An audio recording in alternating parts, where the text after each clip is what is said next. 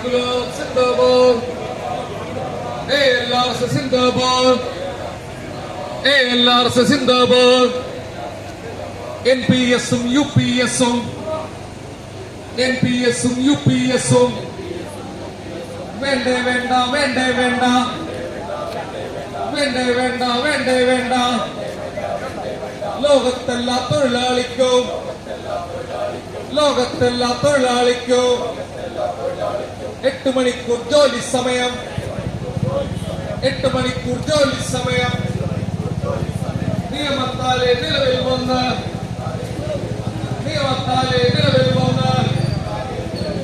നൂറ്റാണ്ടൊന്ന് കഴിഞ്ഞിട്ടോ ട്രെയിൻ ഓടിക്കും പൈലറ്റ്മാർക്ക്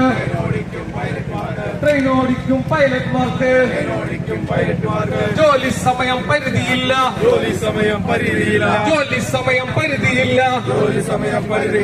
8 മണിക്കൂർ ജോലി സമയം 8 മണിക്കൂർ ജോലി സമയം പൈലറ്റ്മാർക്ക് നടപ്പിലാക്കൂ യാത്രക്കാരെ സുരക്ഷിതരാക്കൂ 46 മണിക്കൂർ നേരം വിശ്രമമെന്നത് അവകാശം കോടതി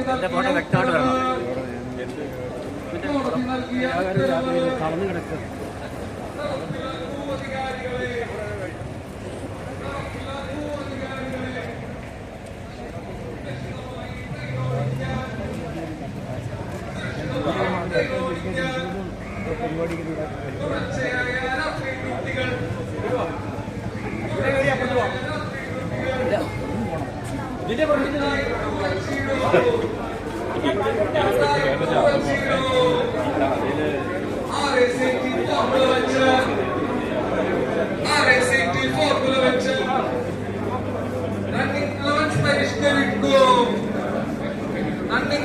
പരിഷ്കരിക്കും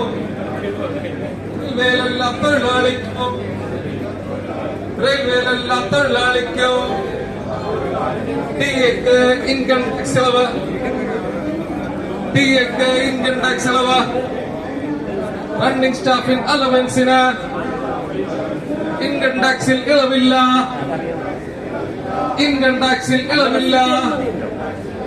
ഇതെന്ത് ന്യായം ഇതെന്ത് നീതി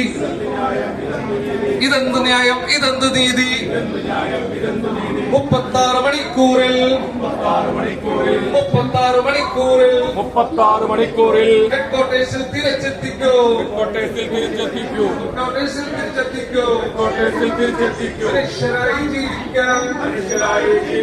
മനുഷ്യരായി ജീവിക്കാൻ പൈലറ്റ്മാരെ അനുവദിക്കൂ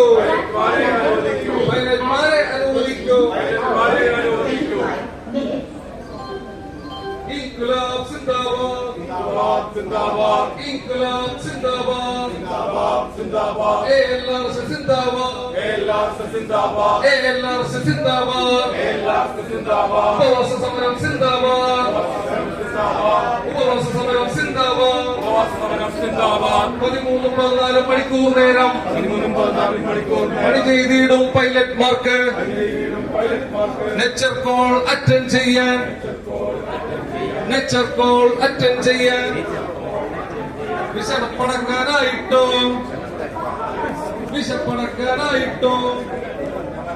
അല്പസമയം നൽകിയിടോ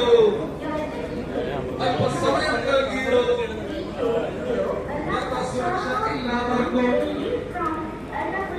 സുരക്ഷ ഇല്ലാതാക്കും സിംഗിൾ മാൻ വർക്കിംഗ് വേണ്ട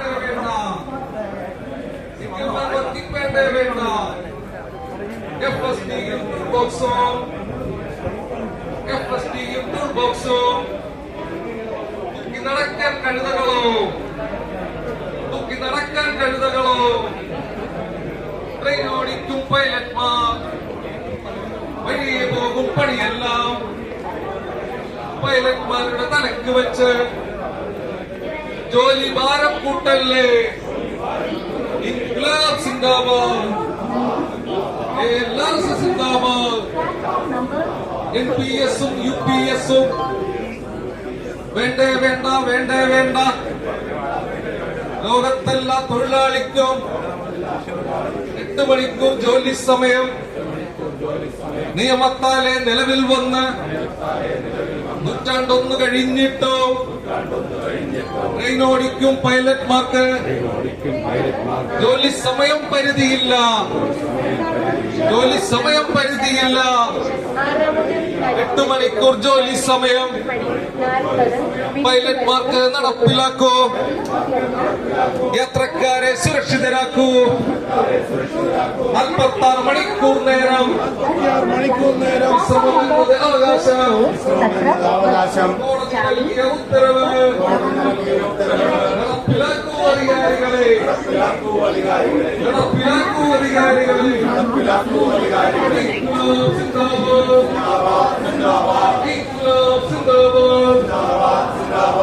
ALRC സിന്ദാബാദ്. ALRC സിന്ദാബാദ്. NPS-ഉം UPS-ഉം NPS-ഉം UPS-ഉം വേണ്ടേ വേണ്ട വേണ്ടേ വേണ്ട വേണ്ടേ വേണ്ട വേണ്ടേ വേണ്ട. ലോകത്തെല്ലാ തൊഴിലാളിക്കും 8 മണിക്കൂർ ജോലി സമയം 8 മണിക്കൂർ ജോലി സമയം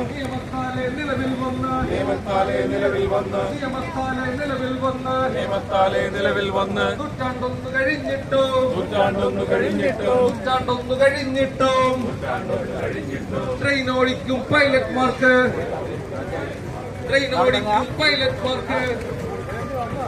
ജോലി സമയം പരിധിയില്ല.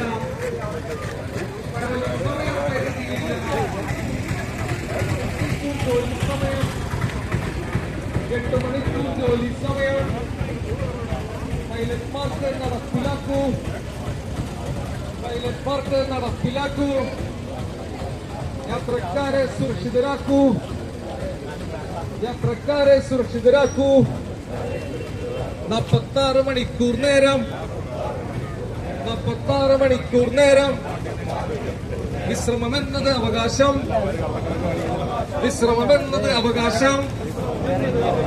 കോടതി നൽകിയ ഉത്തരവ്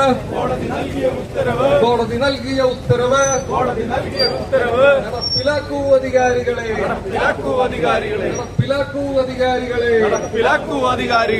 സുരക്ഷിതമായി ട്രെയിൻ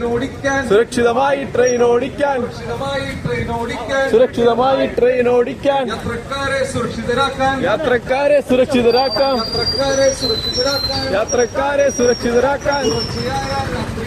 തുടർച്ചയായ രാത്രി ഡ്യൂട്ടികൾ 2 കുറച്ചിടൂ.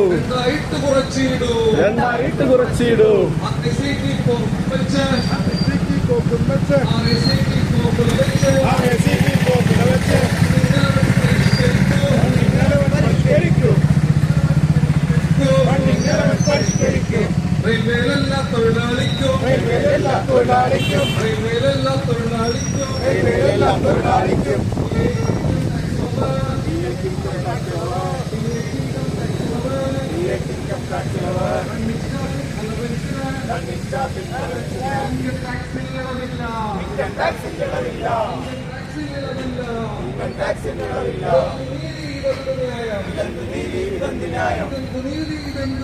ഇതെന്ത് നീതി, ഇതെന്ത് ന്യായം? 36 മണിക്കൂറിൽ ഹെഡ്ക്വാർട്ടേഴ്സിൽ തിരിച്ചെത്തിക്കൂ.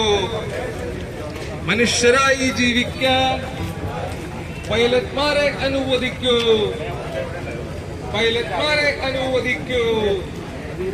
ഇൻക്ലാബ് സിന്ദാബാദ്.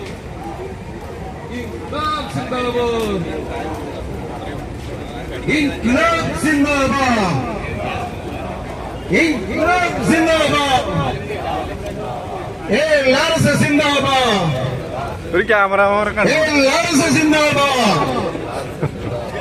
NPS-ഉം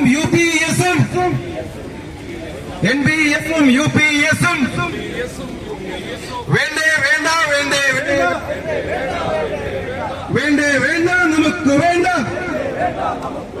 വേണ്ടേ വേണ്ട നമുക്ക് വേണ്ട.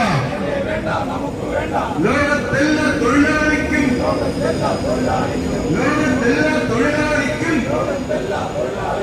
8 മണിക്കൂർ ജോലി സമയം. 8 മണിക്കൂർ ജോലി സമയം.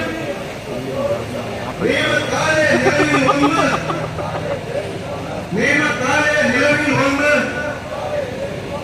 101 കഴിഞ്ഞിട്ടും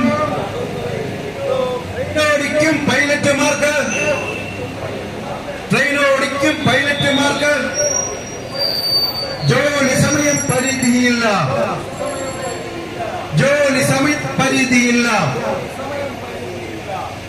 8 മണിക്കൂർ ജോലി സമയം. 8 മണിക്കൂർ ജോലി സമയം പൈലറ്റുമാർക്ക് നടപ്പിലാക്കൂ.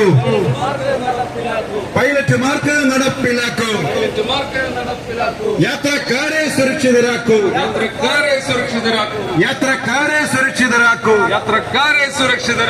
46 മണിക്കൂർ നേരം 46 മണിക്കൂർ നേരം വിശ്രമമെന്നത് അവകാശം. കോടതി നൽകിയ ഉത്തരവ് നടപ്പിലാക്കൂ അധികാരികളെ.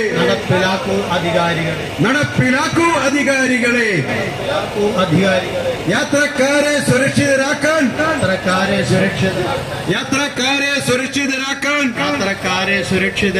തുടർച്ചയായ രാത്രി ഡ്യൂട്ടികൾ രണ്ടായിട്ട് കുറച്ചിടൂ. RAC 80 ഫോർമുല വെച്ച്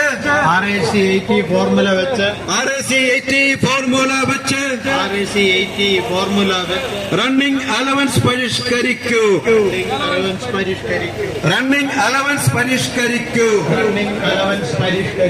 റെയിൽവേയിലെല്ലാ തൊഴിലാളിക്കും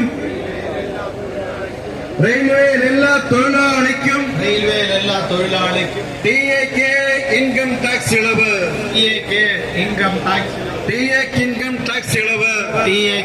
ടാക്സ് ഇളവ്. റണ്ണിംഗ് സ്റ്റാഫിൻ അലവൻസിന്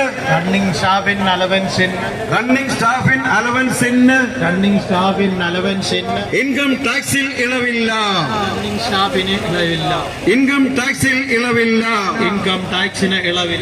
ഇതെന്തു ന്യായം, ഇതെന്തു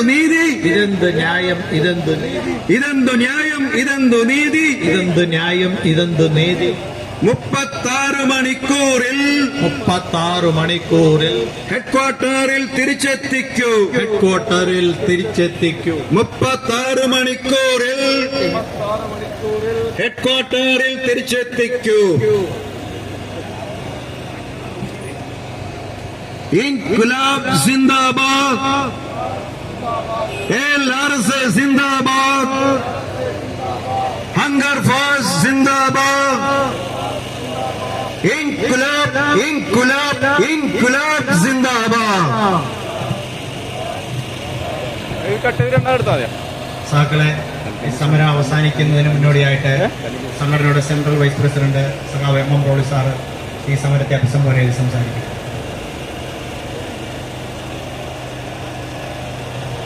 all India local running staff അസോസിയേഷന്റെ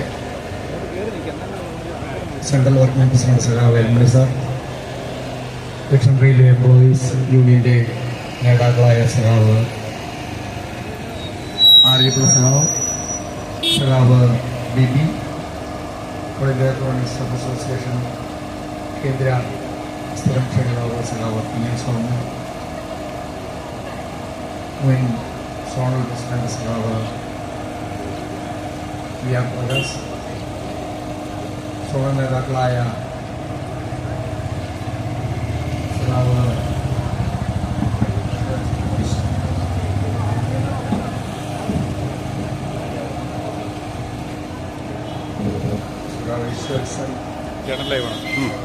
ഹരീഷ്, ഡിവിഷണൽ ബ്രാഞ്ച് നേതാക്കളെ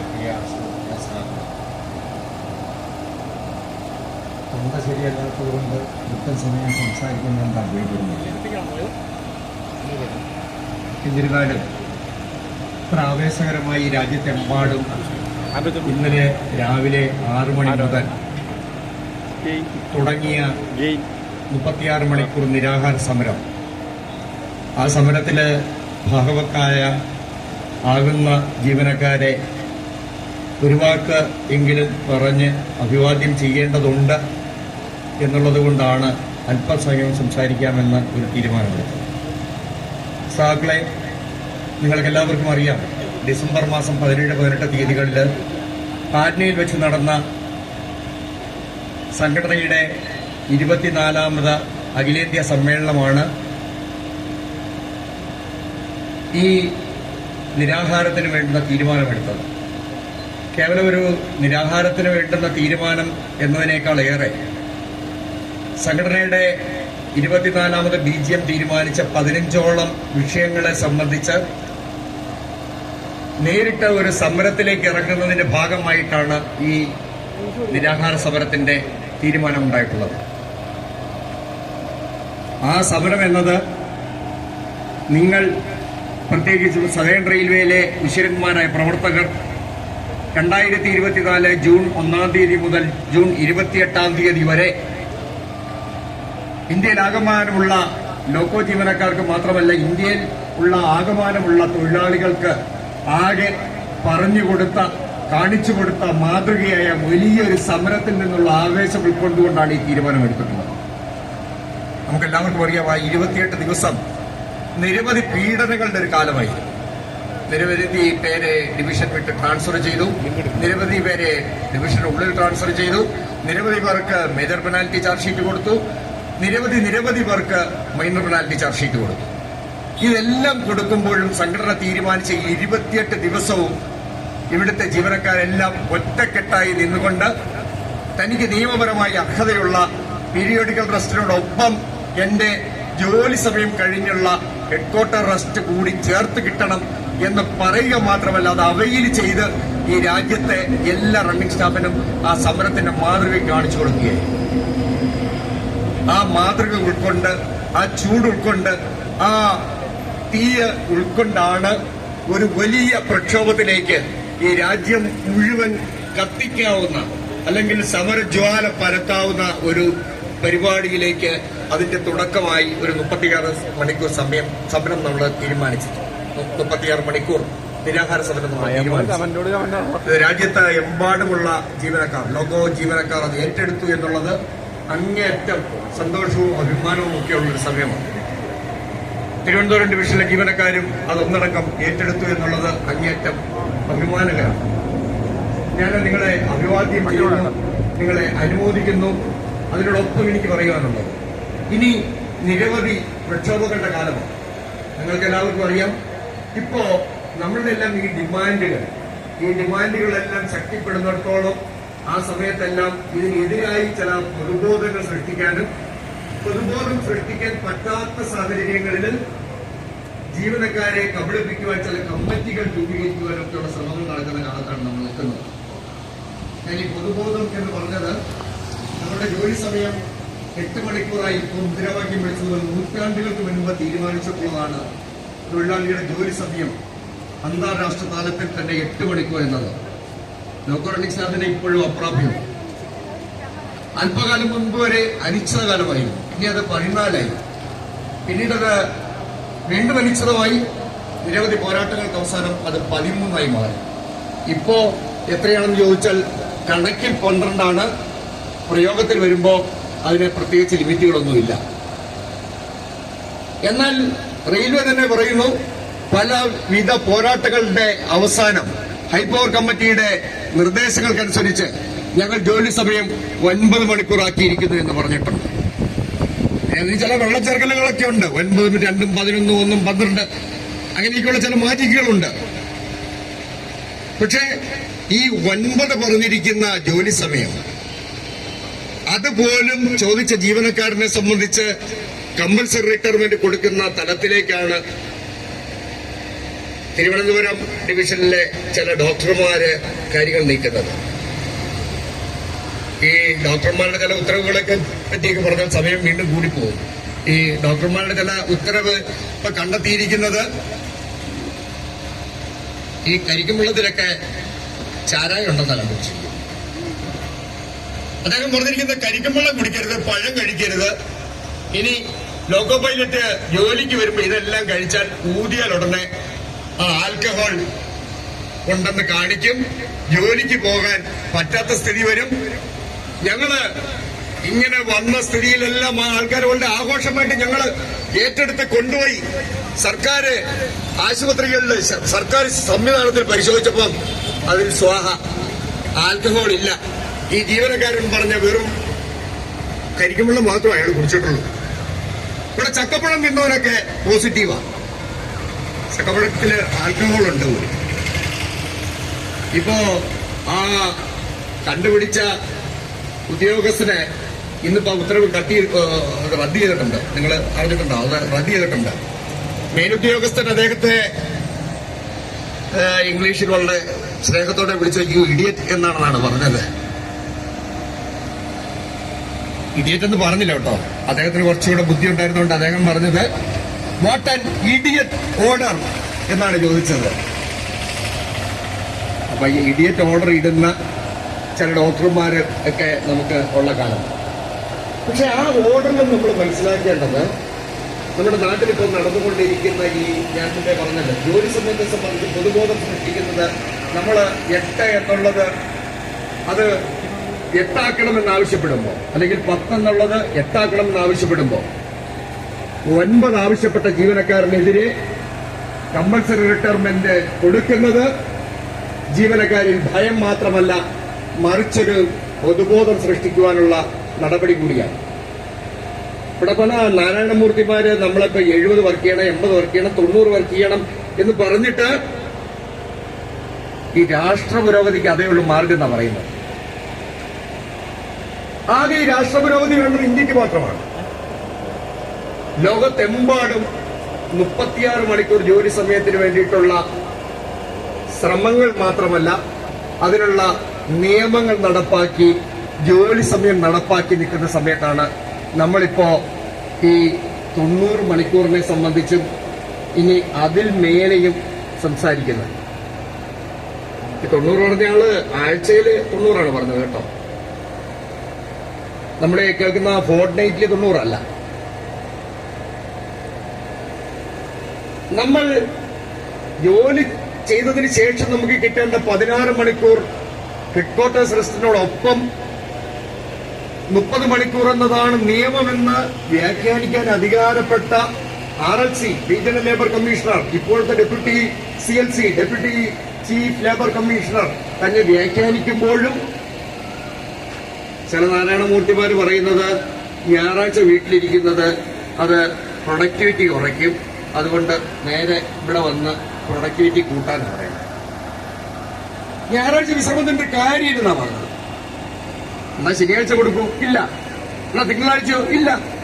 അപ്പോ 365 ദിവസവും ജോലി ചെയ്യണം എന്ന്, അതായത് എല്ലാ വിഷയത്തിലും നിങ്ങൾ ഏത് വിഷയത്തിൽ ഇതാണ് തൊഴിലാളി വർഗത്തിന്റെ ശരിയായ ന്യായമായ അവകാശം ആവശ്യം എന്ന് പറഞ്ഞ് മുൻപോട്ട് പോകുന്നു, അവിടെ മറിച്ച് ചില രാജ്യസ്നേഹം, രാജ്യതാല്പര്യം, രാഷ്ട്രനിർമ്മാണം എന്നെല്ലാം ചില വാക്കുകളും അതിനോടൊപ്പം ഈ പൊതുബോധത്തെ തന്നെ മാറ്റിമറിക്കാൻ തക്കതായ വിധത്തിന് ലോകത്തെമ്പാടും ഇങ്ങനെയാണ് പോലും. യഥാർത്ഥം ഇങ്ങനെയാണോ? അല്ല. ഞാൻ കഴിഞ്ഞ ദിവസം ഒരു മീറ്റിംഗിൽ സംസാരിച്ചതുപോലെ നമ്മളുടെ സ്വകാര്യവൽക്കരണത്തിന്റെയൊക്കെ ഈറ്റില്ലമെന്ന് നമ്മൾ കാണുന്ന അമേരിക്കയിൽ പോലും പെൻഷൻ എന്നത് അവന്റെ അവസാന ശമ്പളത്തിന്റെ 50%. നിയമം ഞാൻ ഉറപ്പാക്കിയിരിക്കുക. ഇപ്പൊ സമരങ്ങൾ കടുക്കുമ്പോ ചില കമ്മിറ്റികൾ വരുന്നതിനെ പറ്റി ഞാൻ ഉദ്ദേശിച്ച ഒന്ന് ഏറ്റവും അടുത്ത് നമുക്കുള്ളത് NBS, അതിനെപ്പറ്റി ചർച്ച ചെയ്യുവാൻ ഉള്ള കമ്മിറ്റിയാണ്. നിങ്ങൾ ഓർക്കുന്നുണ്ടാവും, രാജ്യത്താകമാനം വലിയ